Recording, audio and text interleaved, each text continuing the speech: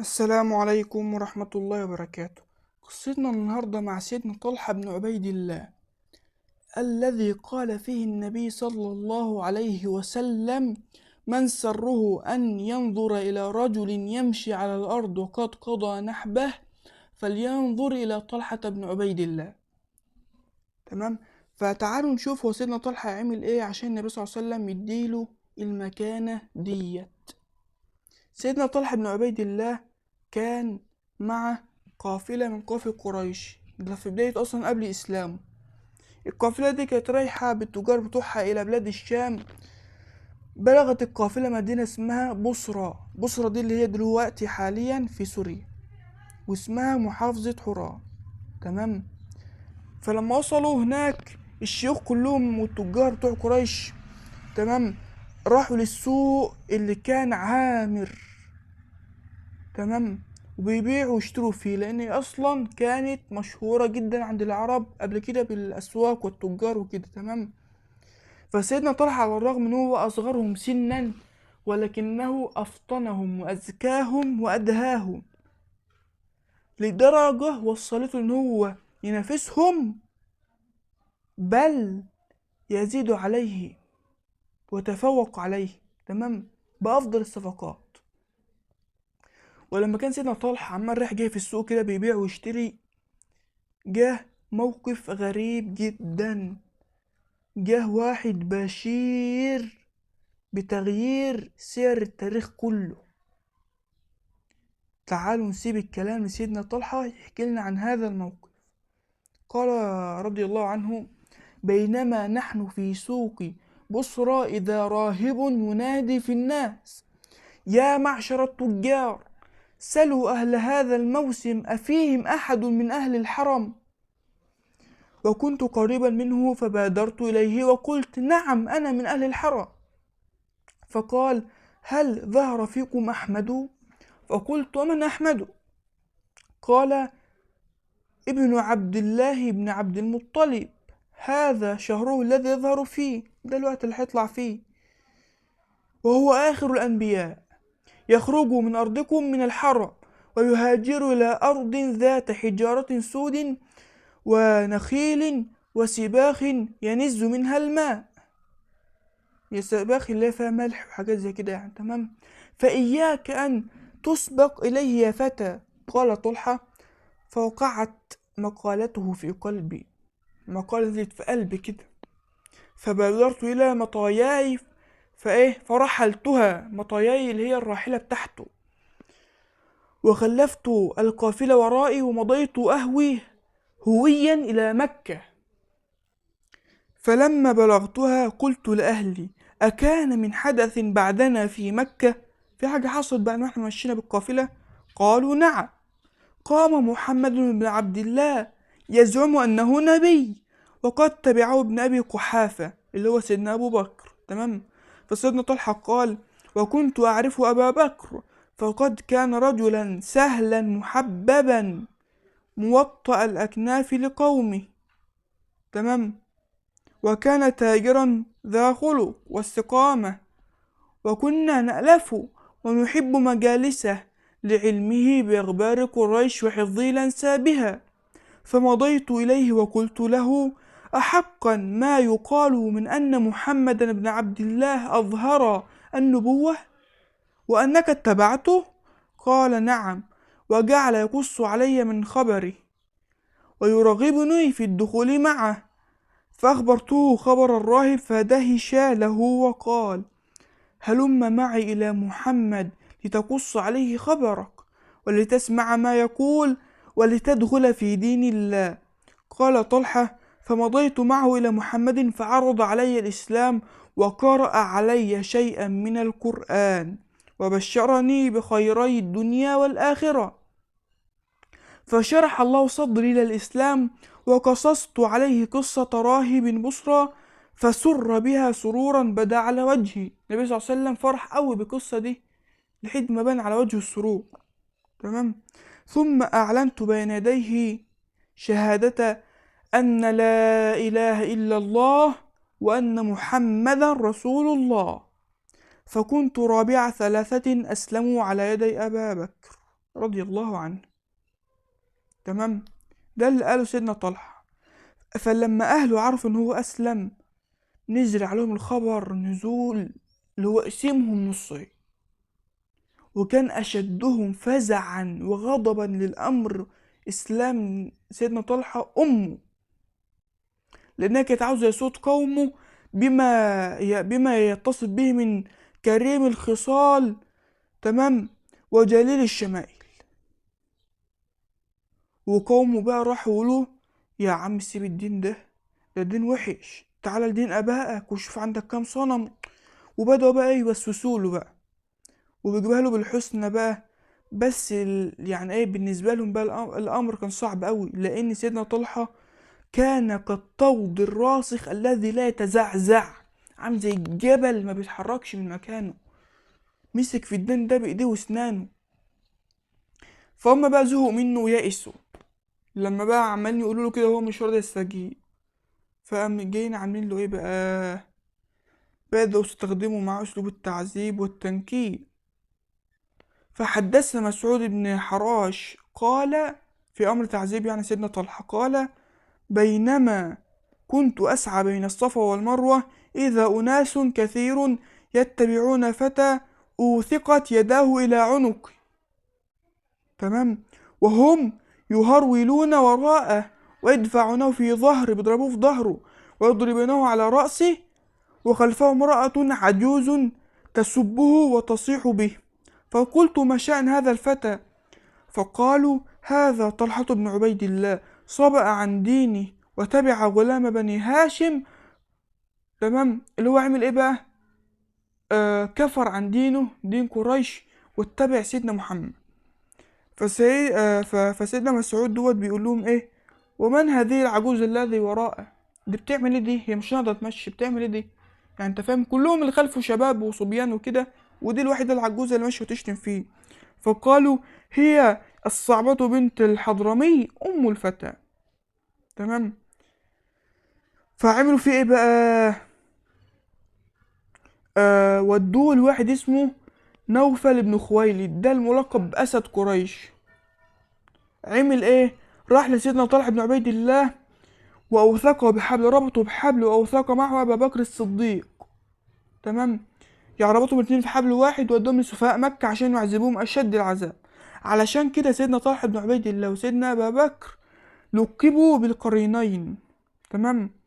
فالأيام دارت والأحداث تتلاحق، وطلحة بن عبيد الله يزداد مع الأيام اكتمالا، وبلاؤه في الإسلام وفي رسول الله يكبر ويتعاظم، وبره بالإسلام والمسلمين ينمو ويتسع، حتى أطلق عليه المسلمون لقب الشهيد الحي، ودعاه الرسول عليه الصلاة والسلام بطلحة الخير وطلحة الجود وطلحة الفياض. تمام. لكل لقب منها قصة، فتعالوا كده نحكي القصص دي. أما عن تلقيبي بالشهيد الحي، فكان يوم أحد لما انهزم المسلمون، كان الرسول صلى الله عليه وسلم كان هو ومين؟ كان النبي الكريم ومعاه مين؟ 11 راجل من الأنصار وسيدنا طلحة بن عبيد الله من المهاجرين بس. فالنبي صلى الله عليه وسلم طلع بالجبل، طلع على الجبل هو والجماعة اللي معاه، فالمشركين لحقوه. فقال النبي صلى الله عليه وسلم من يرد عنا هؤلاء وهو رفيقي في الجنة، اللي يبعد عنا الناس دولت هيبقى معاه في الجنة. فقال سيدنا طلحة أنا يا رسول الله. فقال النبي لا مكانك. فقال رجل من الأنصار أنا يا رسول الله. فقال النبي نعم أنت. فقاتل الأنصاري حتى قتل، ثم صعد الرسول صلى الله عليه وسلم بمن معه فلحقه المشركون، فقال ألا رجل هؤلاء؟ فقال سيدنا طلحة أنا يا رسول الله. فقال النبي لا مكانك. فقال رجل من الأنصار أنا يا رسول الله. فقال نعم. فقاتل هذا الأنصار حتى قتل. وكده بقى كل شوية كده النبي يطلع فالمشركين يلحقوه. فالنبي يقول حد يحوش على الناس دولت، فسيدنا طلحة يقول لأ، يعني أنا يا رسول الله اللي هلحقهم. فالنبي يقول له لأ خليك مكانك، واحد من الأنصار هو اللي بينزل. تمام. لحد ما الأنصار كلهم قتلوا، ال 11 رجل اللي كانوا معاهم قتلوا، فالمشركين لحقوه. فسيدنا طلحة بيقول للرسول صلى الله عليه وسلم أنا يا رسول الله بقى. فقال له سيدنا محمد صلى الله عليه وسلم الآن نعم، انت لها دلوقتي بقى. وكان الرسول صلى الله عليه وسلم قد كسرت رباعيته. رباعيته اللي هي ايه؟ اللي هو السنة اللي بين الناب والثانية، معرفش انا اوصفها لك ازاي بقى، بس يعني انت تخيلها بقى. وشج جبينه، وسيدنا النبي صلى الله عليه وسلم جرح، شج جبينه وجرحت شفته، وسال الدم على وجهه وأصابه الإعياء، فجعل طلحة يكر على المشركين حتى يدفعهم عن رسول الله، ثم ينقلب إلى النبي فيرقى به قليلا في الجبل، ثم يسنده إلى الأرض ويعيد الكرة على المشركين إلى أن أبعدهم عن النبي صلى الله عليه وسلم. فقال أبو بكر: وكنت أنا وأبو عبيدة بن الجراح بعيدين عن رسول الله صلى الله عليه وسلم، فلما أقبلنا عليه نريد إسعافه قال: اتركاني وانصرف إلى صاحبكما، اللي هو مين؟ هو سيدنا طلحة بن عبيد الله. فراح سيدنا طلحة، كان سيدنا طلحة حاله عامل ازاي؟ فإذا طلحة ينزف دماؤه وفيه 70 ضربة بسيف أو طعنة برمح أو رمية بسهم، وإذا هو قد قطعت كفه وسقط في حفرة مغشيا عليه. تخيل في حاجة و70 طعنة من ما رمح بقى سيف، يعني قول 70 طعنة مثلا، أو قول 80 طعنة. لو كل رجل من المشركين ضربوا 4 طعنات فهو واجه 40 رجل. يا عم قول كل رجل، لا ايه ده، انا صايد في الحساب ولا ايه؟ لا، لو طعن كل واحد طعنه 4 طعنات فهو واجه 20 رجل. معلش بس انت فاهم بقى الرياضة بقى، واحنا ايه بقى الدنيا يعني ايه. انا اصلا دخلت علم علوم عشان بكره الرياضة. تمام، فانت شوف هو واجه كام رجل من المشركين، وقطع كفه وقع بقى من كتر التعب، وقع في حفرة مغشيا عليه، تعبان قوي. فكان النبي صلى الله عليه وسلم بعد الموقف ده قال ايه بقى؟ قال لي المقولة انا قلتها في اول فيديو: من سره ان ينظر الى رجل يمشي على الارض وقد قضى نحبه فلينظر الى طلحة بن عبيد الله. تمام. وكان الصديق رضوان عليه اذا ذكر احد يقول: ذلك يوم كله لطلحة، اليوم بتاع احد ده كله طلحة هو اللي كسبه. تمام. دي القصة التي ركب فيها سيدنا طلحة بالشهيد الحي. أما بقى تلقيبه بطلحة الخير وقصة تلقيبه بطلحة الجود، دول لهم قصص كتيرة قوي. من القصص دي إن سيدنا طلحة كان تاجر كبير قوي وتجارته عظيمة وكان عنده فلوس كتير، فجاءه ذات يوم مال من حضرموت مقداره 700 ألف درهم، فبات ليلته وجلا جزعا محزونا. فدخلت عليه زوجته أم كلثوم بنت أبي بكر الصديق وقالت: ما بك يا أبا محمد؟ لعله رابك منا شيء. فقال: لا، ولنعم حليلة الرجل المسلم أنت.